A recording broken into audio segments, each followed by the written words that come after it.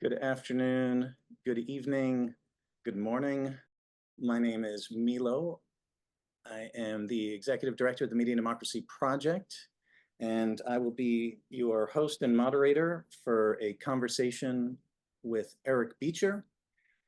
I'll ask folks, it's nice to see who's on the Zoom. We have a both national and international audience, especially this evening. So if you don't mind, just drop in the Zoom chat, which we've left open today, where you're Zooming in from. It's nice to get a sense of where people are as we commune around the issues of media and democracy. Thank you. So let's get started. I am going to begin the evening with an overview of several of the reasons that we are here and why the Media and Democracy Project has invited Eric Beecher to chat with us this evening. We are the Media and Democracy Project. We are an all-volunteer grassroots organization. We're going to keep the conversation off mic for the majority of folks. Mr. Beecher and I will be having a conversation, but please do, if you have questions during the session, put them in the chat as we will go through that chat after the event. If you're not familiar with the Media and Democracy Project, we are an all-volunteer grassroots organization. We formed in 2020, and we are very interested in fighting and mobilizing in support of an informative pro-democracy media operating in the public interest. And we engage in actions to achieve this. We advocate to mobilize people civically in support of local and nonprofit journalism, advance media literacy, legislative and regulatory solutions to support pro-democracy media, and to fight back against disinformation. For those in attendance who've been following some of the analyses of the most recent elections in the United States, it is clear that there has been an incredible influence of media, both old, such as print and television, and new, such as social, on the influence and understanding of Americans around the issues that they were voting on. This is a series of slides I'd just like to highlight that you will be receiving after this event for you to go through. So don't worry if these are going by a little quickly, you can't read them. This is designed for you to have a chance to digest this information. But this shows that Americans have a different view of basic issues and basic facts and are actually living in different realities, some in a reality and some in what we would describe as an unreality. This is a political cartoon that is very powerful by the very insightful cartoonist Bill Bramhall, the New York Daily News. These are the four horsemen of the apocalypse, and there's a fifth horse riding up to the four horsemen, the four horsemen being war, famine, pestilence, death, and the one siding up to the new horseman says, "And you are," and the other one says, "misinformation." And we think this is, in fact, accurate, that what we're facing is actually an apocalyptic assault on truth and people's sense of a shared reality. And this is not accidental. There are individuals and platforms at play. As we head into an authoritarian form of government, likely in the United States, and there's a rise of authoritarianism around the world, we think it's important to learn from those before us and those around us. The insightful Maria Ressa wrote very importantly about the importance of truth, as she says, without facts, you can't have truth. Without truth, you can't have trust. Without all three, we have no shared reality, and democracy as we know it and all meaningful human endeavors are dead. It's a heavy sentence, but this is why it is so important, and we are engaged as an activist community in advocating for a better informed electorate and press advocating for a pro-democracy and democracy itself. There's a quote here very important from Hannah Arendt, the German historian and philosopher, which is similarly calling the attention to that it is essential that that individuals have a shared sense of reality and fact, otherwise they become subjects for totalitarianism. So the Media and Democracy Project in 2022, based on the impact of his media properties around the world, nominated and designated Rupert Murdoch as our Disinformer of the Year for 2022. It is of note, our 2023 Disinformer was prescient, and that was Elon Musk. And we've learned quite a bit as our community about the roles and impacts of the Murdoch media empire, both in the United States and abroad. For those of us who've been involved in our work in the Media Democracy Project. Last month, we were joined by former Australian Prime Minister Malcolm Turnbull, who spoke very stridently of the harms of Rupert Murdoch and his News Corp empire on a shared sense of democracy and also ability to mount a response to the climate crisis, and spoke very clearly and enlightened us with his perspective. But what we're going to discuss this evening is with another Australian who speaks stridently about the importance of the press in informing an electorate and a shared sense of community. And we're going to cover several issues related to media and democracies. What are the roles of media, both positive and negative, in democracy, and some of the individuals who are producing specifically content and with their platforms undermining democracy and shared sense of reality.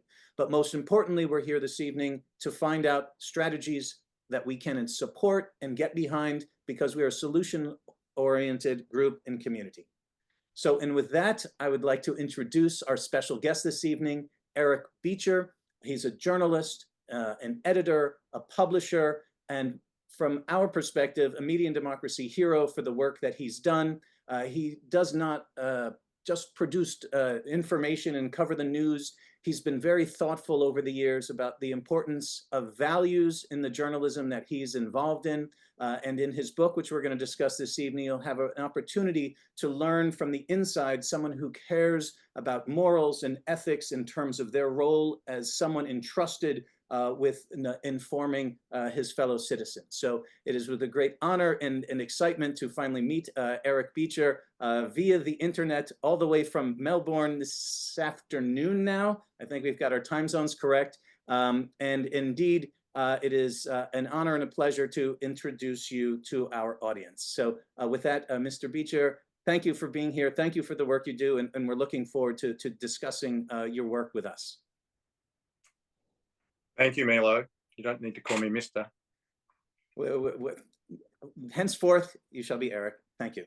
All right. So with that, I'm going to stop the slides, and I want to really just get into, people are here to hear from you. The first and foremost, I really am going to emphasize that Eric's book is really one of the most enlightening books that I've read on the issue of both media and democracy and journalism.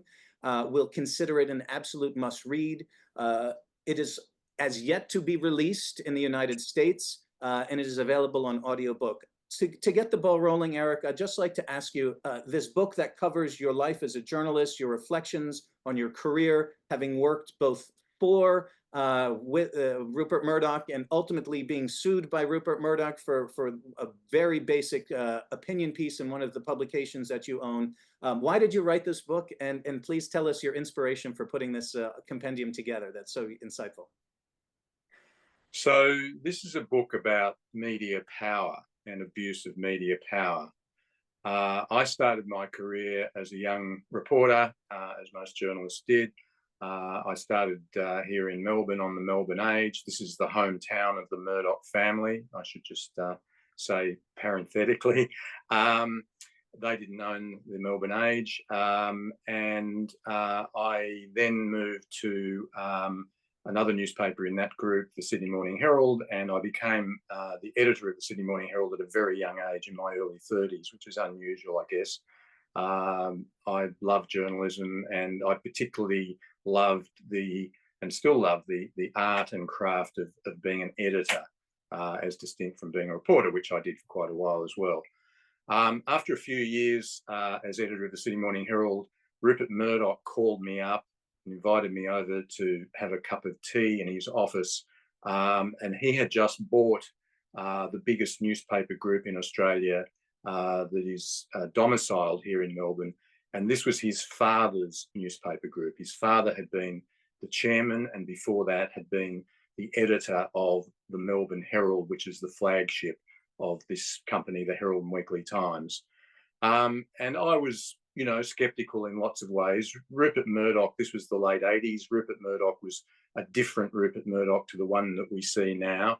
I'm not saying that he was purer than the driven snow. He wasn't.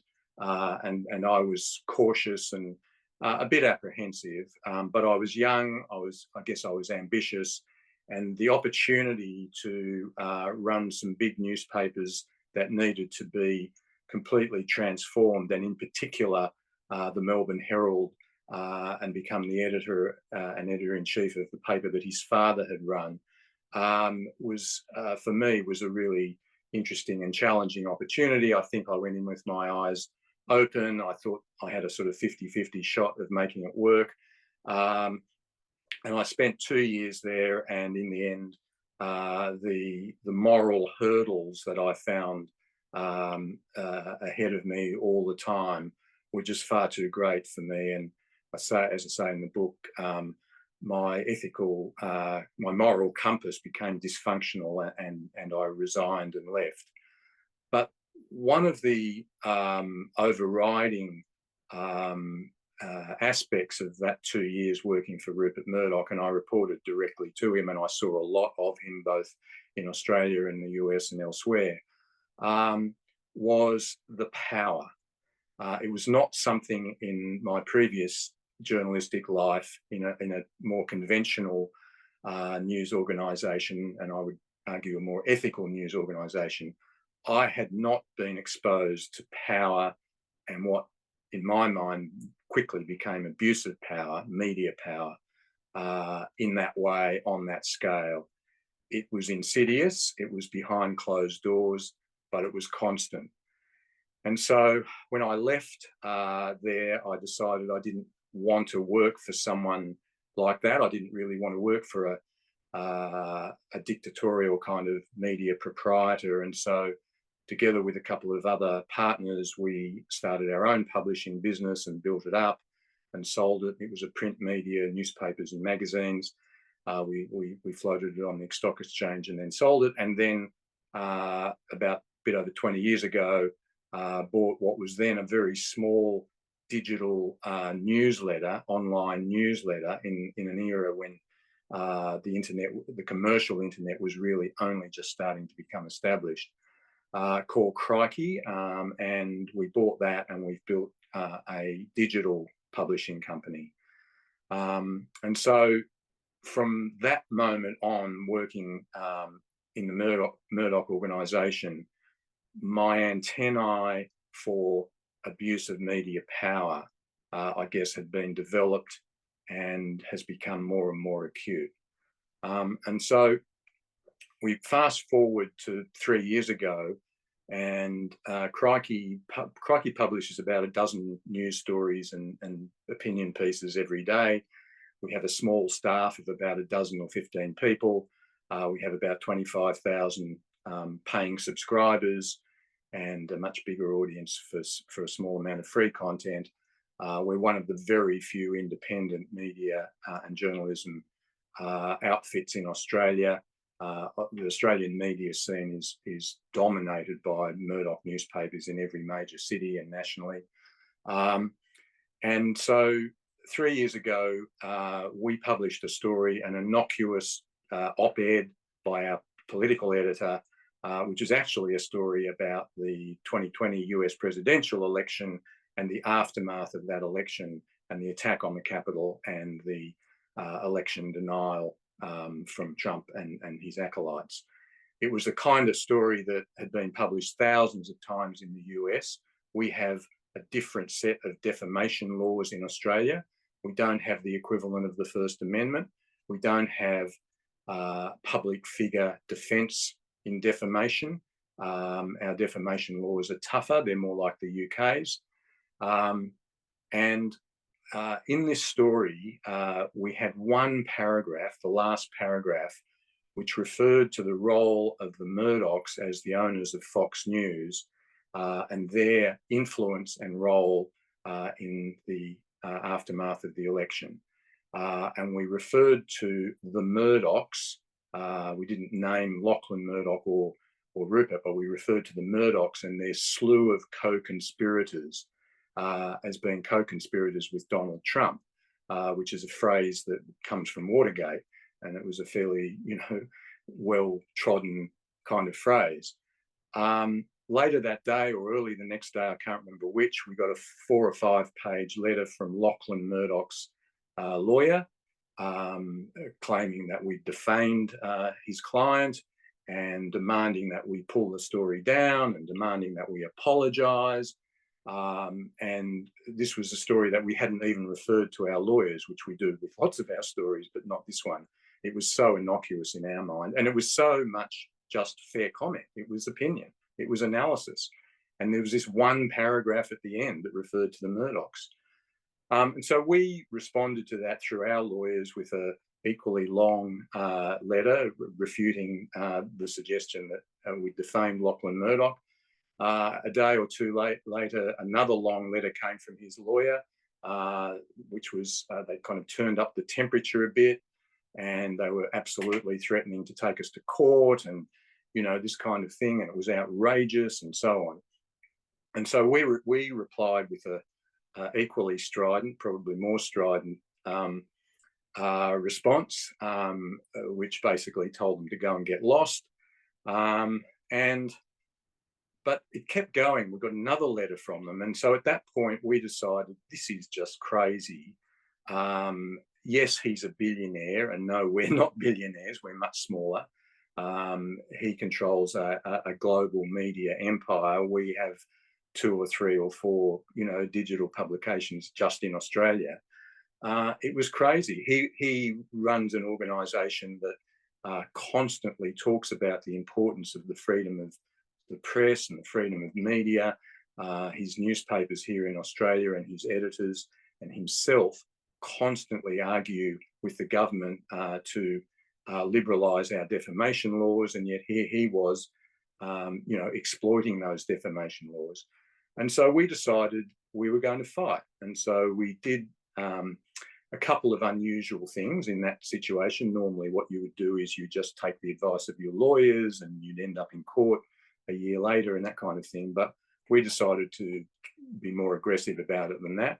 And so what we did was we published all of the legal correspondence from them and our responses to them, pages and pages, you know, dozens of pages of it, which was unusual, not illegal or anything, so that people could actually see how this abuse of power was actually operating on the ground. So we did that. But the second thing we did, which was probably even more unusual, or it definitely was more unusual, is we took out an ad, a quarter-page ad in the print edition of the New York Times. And it was a kind of Dear Lachlan ad signed by myself and the editor of Crikey, and we invited him to sue us. We said, you think that this is defamatory, we don't, let's sort it out in the court. And the next day he issued a writ in the Federal Court of Australia. And that was, for me, another major catalyst to write this book. I'd been kind of researching the book in between everything else I did for probably 6 or 7 years without knowing whether I'd ever write a book. But this absolutely motivated me because it's a book about abuse of media power. And here I had abuse of media power by arguably the most powerful media family in the world on my own doorstep. And so that's why I wrote the book. Fantastic. Frankly, that's how you made it to our original radar screen in 22-23 with your ad in the Times. That was a little blip on our radar, but to come full circle and meet you a couple of years later. But to the mouse that roared, and I obviously the outcome was favorable, but I would also entice people with getting the book, or even frankly, I didn't have access to the print book, so you got the audiobook. So to hear you tell and read some of the writings of the after effects, there were some very cheeky write-ups of how the inverse effect of, instead of breaking Crikey, it actually augmented Crikey and increased subscription, and it's a very entertaining write-up you did of the actual story itself. So, but seeing how that abuse of power is really the through line there of not just as a media mogul, but also doing that. And to remind folks on the Zoom, is that something that we're seeing in the United States? We saw Peter Thiel do that with Gawker, and now we've seen Elon Musk most recently, Media Matters for America, which is a nonprofit that tracks content more of the right-wing media ecosystem, is still, I believe, actually, yes, I think the case was just extended 6 months. Elon Musk has taken Media Matters for America to court over accusations that they're documenting hate content near advertising content, formerly known as Twitter, was decreasing advertisers. So this is something that we think and are very afraid of, frankly, going forward as an addition of this model of abuse of power by media oligarchs to stifle freedom of expression in the press. On that note, I think the next question I'd like to go to is media. You've mentioned several times in the book, and I think this is important for us to think about, is we live in these democracies that have a loophole, and that loophole is a freedom of the press. And you do talk about that, but you highlight that media moguls exploit this. And if you could just kind of share with folks your thoughts on what that means, and is it sustainable? Is it a fatal trapdoor, or what are your thoughts? That's right. I mean, I refer to it in the book as the loophole in democracy. And by that, what I mean is that journalism has a critical, pivotal seat at the table of democracy. Arguably, I would argue, almost the most important seat, because without scrutiny and without holding power to account, democracies are not full democracies. And in order to give public interest journalism that seat at the table, and this varies from country to country, there are protections and there are, if you like, benefits for journalism to do that job. So in the US, you have the First Amendment to the Constitution, which protects freedom of speech. In most European democracies, there is something similar in their constitutions. In Britain and Australia, it's not in our constitution, but it's a convention. And what that means is that as the owners of journalism and as the practitioners of journalism, you are empowered to, in a kind of privileged way. I mean, you're still subject to certain laws, and as I've just been talking about in Australia, the defamation laws are much tougher than they are in the US, where in the US, any politician or any other public figure can't be sued for defamation unless there is malice involved, which is unusual. And so there are all of these kind of privileges, if you like, but there are no responsibilities. It again varies from country to country, but broadly speaking, there are no legal or regulatory responsibilities to practice public interest journalism. And so what this means is it is entirely up to the individual conscience of the media owner. And so my book, which is called The Men Who Killed the News, looks at media moguls in particular and media owners a bit more generally. Since newspapers, which were the first form of public interest journalism, became serious commercial entities in the late 1800s. And there have been a handful of very big name, wealthy, powerful, influential media moguls. And most people on this call would know the names: William Randolph Hearst, Joseph Pulitzer, Lord Beaverbrook, the Murdoch dynasty, which is now over 100 years old, and then the Sulzbergers and the Grahams, and Robert Maxwell and Conrad Black and a few others. And with the odd exception, and I can talk about those exceptions because they are so important, most of these media moguls, from the moment they bought or started their first newspaper or news outlet, were focused on and driven by and motivated by money. What they wanted to do was make as much money as they could. And this actually conflicts with the public trust role of journalism. Not all the time, obviously, but when it came to the forks in the road, you know, do I popularize my journalism in order to sell more copies, get higher ratings, attract more advertising?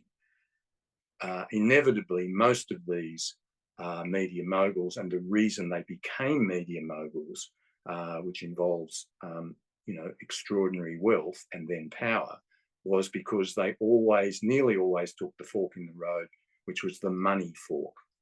And so that's been the 150 odd year business model for journalism, not just public interest journalism, but all journalism. And that's the reason that we have these incredibly wealthy, powerful media mogul families, most of which have disappeared, but not all of them.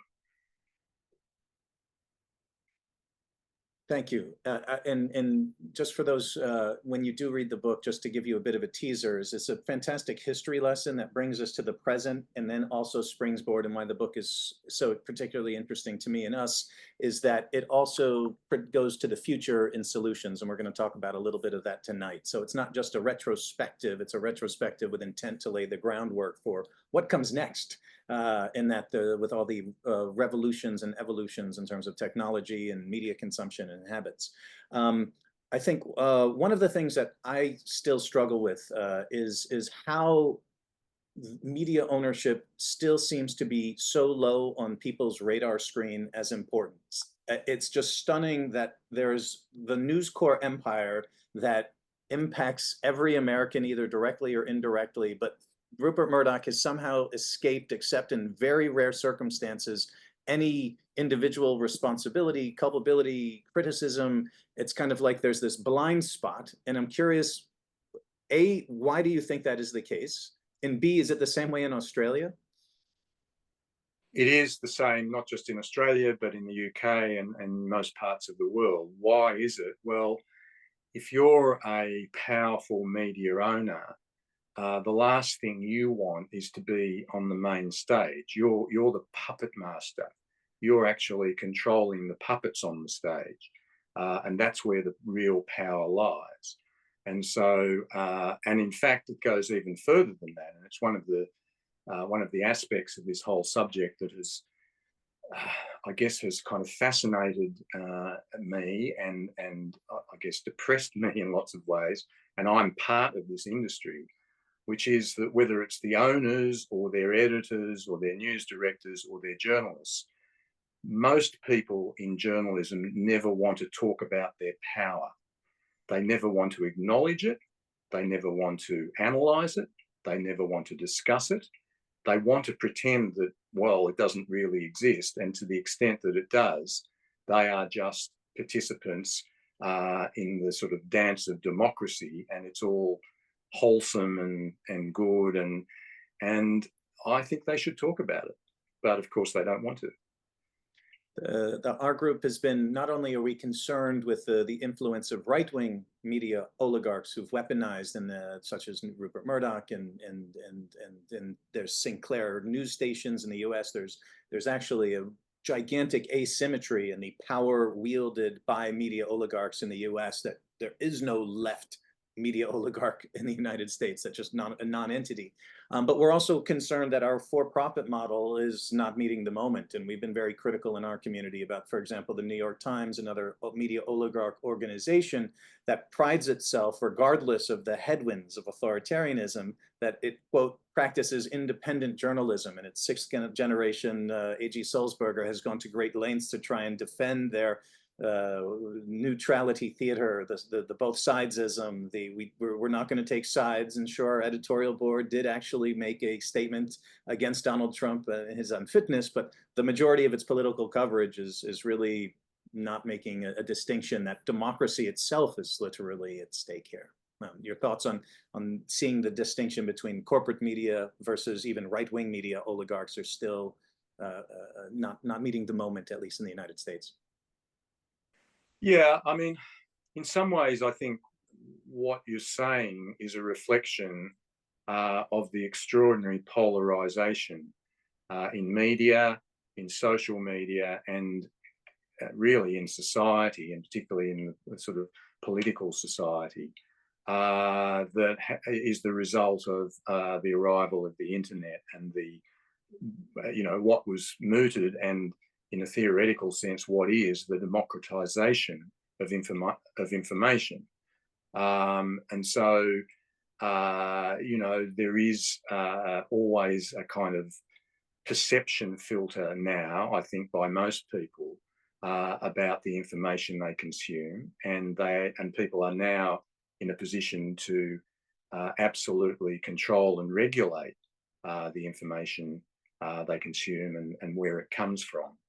And I think this is obviously, a huge part of the challenge that responsible media, or the theory of responsible media, confronts.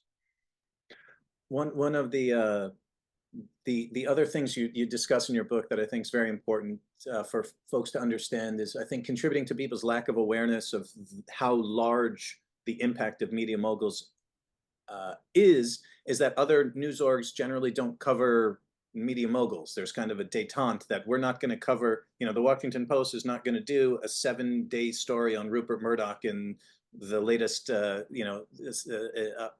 stories regarding what's happening on Fox News and how it influenced the election.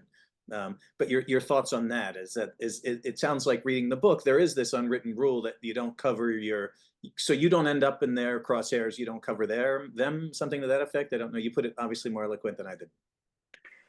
Yes, I mean, if you go back to particularly through the 20th century, media owners in most of the major countries had this kind of, what we describe down here as, a keep off the grass agreement. And so they would not report on the embarrassments or the salaciousness or the business difficulties of their competitors. And you say unwritten, I mean, often it was actually kind of written. They would, media owners would send formal notes, and I've quoted from some of them in the book, to their editors saying, I don't think we should report on this competitor media owner.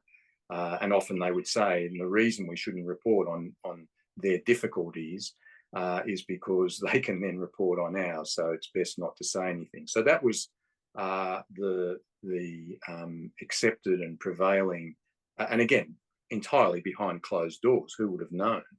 And in fact, it was censorship. These days, I think it's changed because social media gives access to everybody to post whatever they want. Everyone that has a mobile phone, which is everybody, a cell phone, is in a sense a reporter, and so it's much harder to not to cover that. I mean, to be fair to the Washington Post, they covered the marital issues of their proprietor Jeff Bezos when it happened a few years ago. And to be fair to the New York Times, it was the Times that exposed this court case in the Murdoch family that's now taking place in Nevada. And they're the only ones that were able to reveal that. So I think they do cover it. The TV series Succession, I think, has whetted many public appetites for this kind of thing as well. So it's quite colourful. It's always been colourful, but it's William Randolph Hearst's private life was never covered until Orson Welles produced Citizen Kane, and Hearst then banned the covering anything from the studio that produced it. There's suggestions, some of which I've got in the book, that he tried to set a kind of honey trap for Orson Welles at various times to embarrass him. So that was quite unusual. Whereas now, I think we do see the inner workings of the families who own the media more than we ever did before. Got it. And just as I made a note to myself, I do have in the slides, folks will get a chance to see the piece you published in the Times regarding, this is back to Crikey, just circling back for a second. I want people to actually see what you posted, see some of the original piece written by your opinion editor at the Times that initiated this whole thing, so folks get a chance to digest that whole sequence. And yes, there was a question in the chat. Ultimately, you prevailed. And kudos to you and your team for fighting that fight and winning that fight and standing up to the Titans. One of the, I think there was an update just for those today. There was a vote, I believe, at News Corps where there was an opportunity to change the voting shares that would change the power structure of News Corps, and I believe that was voted down to the benefit of the Murdochs. For those who would like to learn more about the voting shares, Eric in the book talks about how how that has been a manipulation and a very profitable strategy for media moguls in terms of profiting off their publicly traded companies. Do you want to speak to that one in particular? But I think that's I think hot off the presses. Yeah, hot off the presses, but I mean, it would have been much hotter off the presses if the reverse decision had been made. I mean, this has been going on for years and years. The Murdochs do it. Mark Zuckerberg does it. Other media owners have done it. The Google owners did it, and that is basically you own a relatively small percentage of the business. That's not actually the case with Zuckerberg, but in the case of the Murdochs, their two companies, News Corp and Fox Corp, they own less than 15% or around 15% of the financial equity, but they have 40 to 50% of the voting shares, so it's a dual class of shares, and that means they have absolute control. I do think in the case of the Murdochs, though, that when Rupert Murdoch finally dies, and I sometimes say to people, if he dies, that all of this, I think, is going to be up for grabs. I think that shareholders have been prepared to support Rupert Murdoch the last, basically 60 or 70 years with this distorted share structure because they kind of backed him. But I cannot believe that will happen once one of his children take over. Okay. Thank you for that insight. We have some questions, and then we're going to get to the future. Once again, we're aspirational with using this as inspiration to move forward and think of solutions that we can get behind. These were a couple of quick questions, kind of rapid fire from the audience. One of them was, none of the people watching tonight are billionaires, so how can we possibly catch up with the many right-wing / conservative media outlets that are so well established and ubiquitous? I don't know if you have an answer for that. I mean, I think this goes to strategies for the future, which I really want to talk about, because to me, that's much more important than just reflecting on the past and going through the history. And I think, I don't know if you want to jump to that now, but I think it raises the most important question. So to me, hand-wringing is not a strategy. Angst is not a strategy. Complaining is not a strategy. What we have to do, and this applies in each country, and it's a bit different in each country, but essentially it's almost exactly the same.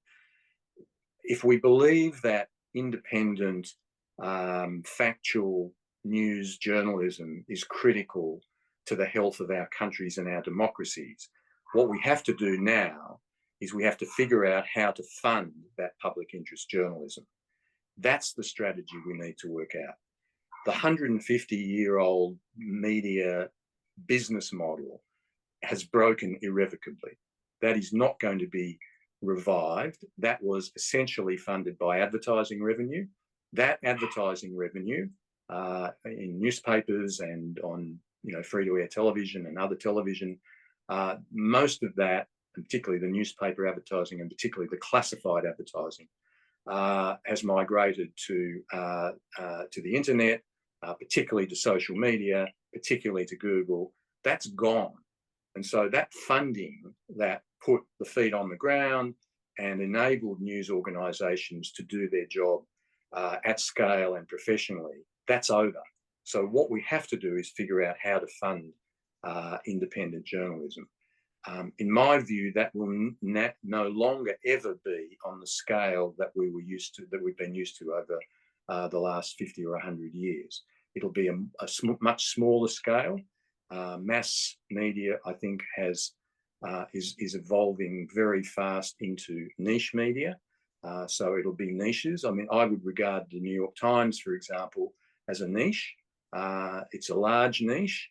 It's global, but it's nothing like the sort of mass media, the sort of accumulation of mass media that used to exist when you had big newspapers in every city selling hundreds and hundreds of thousands of copies a day. And I'd also make the point that misinformation, disinformation, the mistrust in media, the partisanship, the news silos, these are also, in my view, now a permanent feature of the media landscape, just like the broken business model is. And so that has to be factored into strategies to fund public interest journalism. And I think, in my view, there is just too much hand-wringing particularly in universities and in journalism schools. And I'm not being critical, I understand it, but I think nearly all the emphasis should be on how to rebuild it and be pragmatic about that. Don't assume that it can be done, for example, solely through philanthropy, because it can't. Philanthropy maybe can play a part in some categories, and some regions may be a bigger part, but philanthropy is not the answer to the demise and the ailment that's afflicting public interest journalism. Very helpful. That is where we fit in. Frankly, that's what our group does. I'll share with the group in a moment. We've created a directory of the 50 United States and several territories, an engaging map where you can click on your state if you live in Missouri, and we've listed the local nonprofit, non-hedge fund, non-pink slime websites that people can go to give them a conduit to find these outlets, because there is there is a collapse of local journalism in the United States, but it is not a death of local journalism. And unfortunately, people have overstated its death, and we want to engage people. We're also engaged in solutions. For those who are on the call, stay connected with us. There are legislative solutions that have been proposed in the United States to fund local journalism. There's some state solutions as well. So those are the things that we'd like to be engaged with and help move forward. I think that as there are things that we as consumers can do to help more Eric Beechers, for example, like that's what we do, is we try and engage as a community. But how do people help you, for example? You mean in terms of funding, or just how do we nurture more civic-minded small media proprietors? Because right now everyone's splintering into Substacks, and there are communities forming, and we can see some of that in the States. But is there something as individuals that you would advise the average news consumer who's recognizing this adjustment that we could do? So in my view, I mean, ultimately, this, I think, is a financial problem or financial challenge. I think all of the other issues to do with professionalism and misinformation and facts and mistrust, I think they're critically important, but the only solution to at least mitigating to some extent these problems is to have more authentic news journalism, and that's a financial challenge in my view. And in my view, there are essentially 2 or 3 places that funding can come from. Some of it can come from philanthropy. The problem with that, or the challenge with that, I think, is that it doesn't necessarily have longevity. You can get philanthropy that can kickstart things and maybe go for a while, but then the interests of philanthropists and also the depth of pocket of philanthropists doesn't really suggest that could be a permanent solution, and it can't be. The second critical one is paying for content. It's kind of a bit ironic or odd in some ways that everyone expects to go and pay for anything else in their lives. When they walk into a shop or they buy something online, they pay for it. And yet journalism, for all sorts of historic reasons, because it's been subsidised by such massive amounts of advertising revenue, people rarely got used to the idea of actually paying for what it's worth. And so that is growing, but it needs to grow much, much more. And it's challenging because there is so much misinformation, there is so much bad news. Why would people want to pay? Why would many people want to pay for it? So that's challenging. And then finally, but I think most importantly, is government. I think both at the federal and state levels in different countries, governments are the custodians of their democracies. They're responsible for the quality and virility of the democracies that they run. And if they believe, at least in theory, that accountability journalism and independent scrutiny is crucial to the health of their democracy, just like the court system or the policing system or the government system is so crucial, and they fund all of those.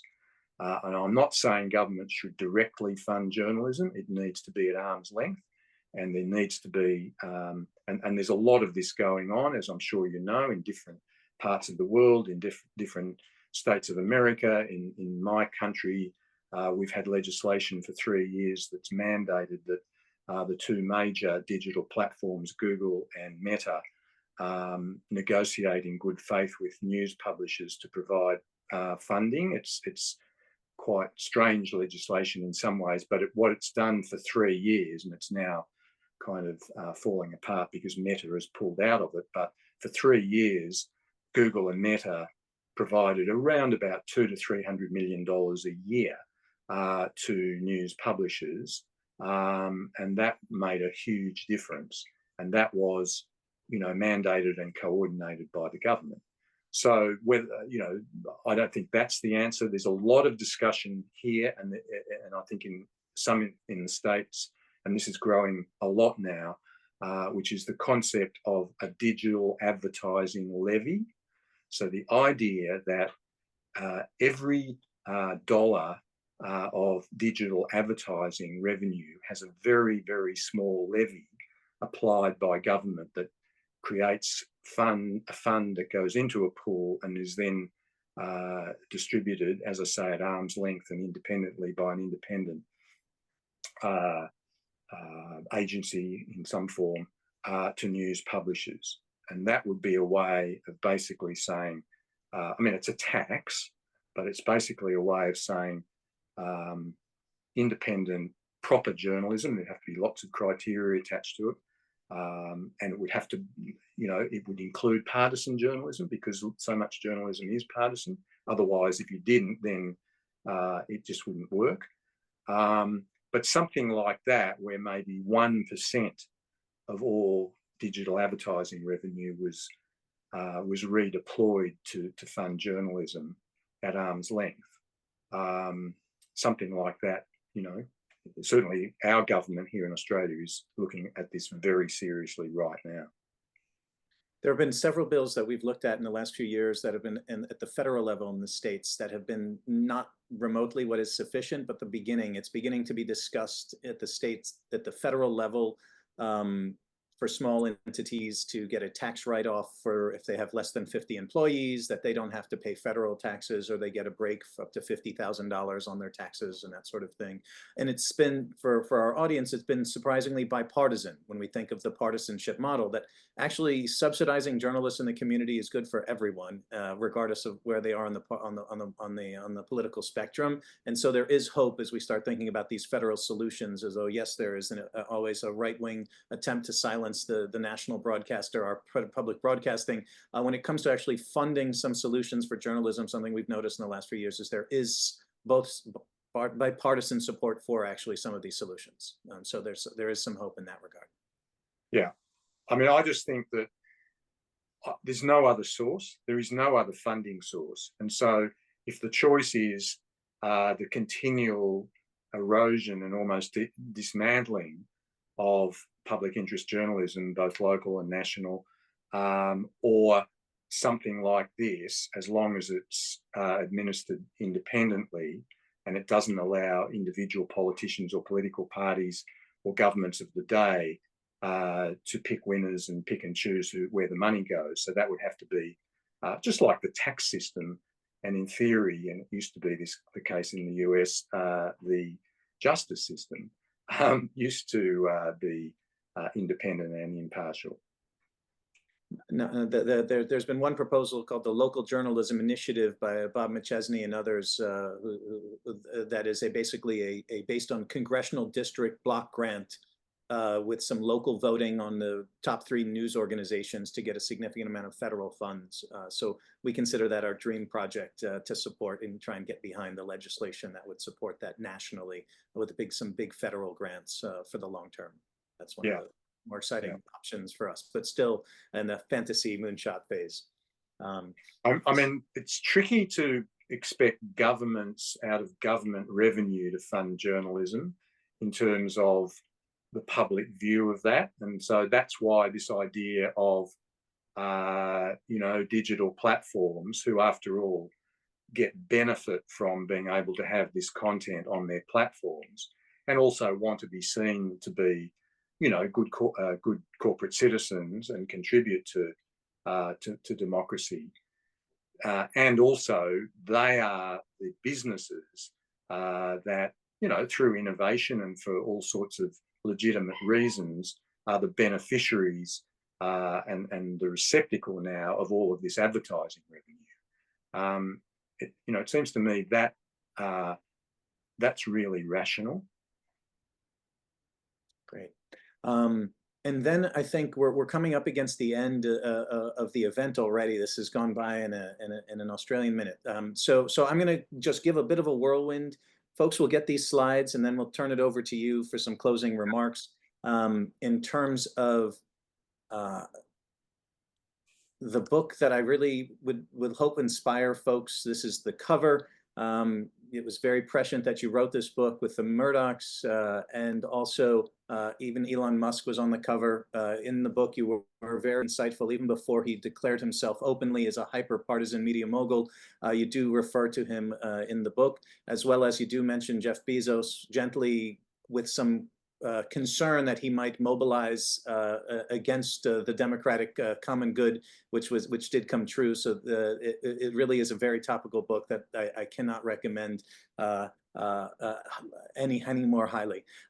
Then one of the things, this is just a schematic for those who haven't seen this. This is on our website. This is the directory you can go to find some trusted local news. We vetted to the best of our ability these news organizations. There's over 2,000 and across 50 states, and we add to it regularly and receive submissions a couple times a week from some local. We had someone from, I think, Montana this week who'd like to add us to our list.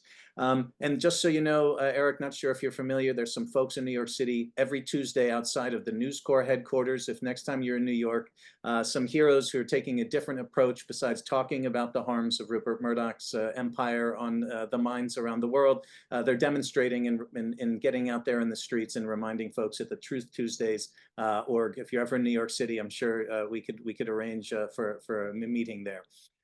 So congratulations to the Truth Tuesdays folks for fighting the good fight. This is a cover on the right for those who haven't seen it, that the cover of Time magazine in 1977 had a picture of Rupert Murdoch as King Kong. Extra Aussie press lord terrifies Gotham. For those who haven't seen it, it's a kind of an infamous cover. And just before we close, one of the actions that we do engage with in this in our community is the more pressing one. With the rise of threats to journalists in the United States, there is a bill, we believe, that not just supporting journalism, but supporting the security and safety of journalists and their sources is important. And there's a bill right now that we think needs to pass. So in the Zoom chat, folks and attendees in the United States, we'll ask you to call your senators. You can do it after hours and leave a message, or you can call tomorrow during the day. Supporting journalists and their sources is a very important bill that needs to pass in this session before a new administration. And we'll send I'll put some of these in the Zoom's chat, some of the other things that we would like you to do besides invest in local news outlets, be a media and democracy activist, follow us on socials, engage with our work, and with that, that is our Media and Democracy Project set of actions for you to engage with to be a pro-democracy advocate. But Eric, I'd like you to have the closing words to our community, and thank you for being here. No, it's been great. I mean, I think I would just close by kind of reiterating the point and maybe thinking tactically as well as strategically, which is that rather than be angry about what's happening to journalism and indeed to democracy, is to try and convince people, including politicians and everybody and society more generally, that journalism is like justice or the other pillars of democracy. And if you see it that way, if people can understand and think about, if democracy is important to them, if independent scrutiny of democracy therefore is important, that journalism is a pillar of society, and to try and present it that way so people see it like it's the good, wholesome thing that it really should be. Wonderful. So thank you. I want to thank my colleagues and leaders of the Media and Democracy Project for helping put this event together, for stewarding this effort of 4 years of volunteer folks on countless Zooms and making this evening possible. Please do join us at some of our future events. You will all receive the slides, and do sign up for Crikey. One quick moment I'm totally ruining the denouement there, but for those who go to Crikey, there's an incredible example of an AI-driven newsroom. That's a lot of fun. The folks at Crikey can show how, with just a toggle of a button, you can completely rewrite a story and a headline to fit whatever preference you wish in terms of left-right spectrum. It was a lot of fun. We went through that this week, Eric, and I just thought that it was a very insightful way to show how easy AI is going to change the editorial process. I don't know. I know we said goodbye, but we still had 2 minutes, and I thought that was a lot of fun, and we should end with something fun as well. And I should just add that we found that a really important project, and we're continuing with it. But it has maybe a kind of typically Aussie kind of name. We call it the bullshitometer. Well done. I think I put it in our. If folks will wait a quick second, I'll make sure it makes its way into the Zoom chat. It was going to be a close. Where is it? Here it is. The bullshitometer.news. For folks who'd like to learn a little bit more about how AI is transforming and potentially leading to a further distrust in media and changing newsrooms. That said, thank you, Eric. Thank you, community. Thank you for attendees, for being interested, for spending your evening or afternoon or morning with us. We appreciate you being here and caring about our democracies and engaging in this type of work. And thank you so much. Have a good evening.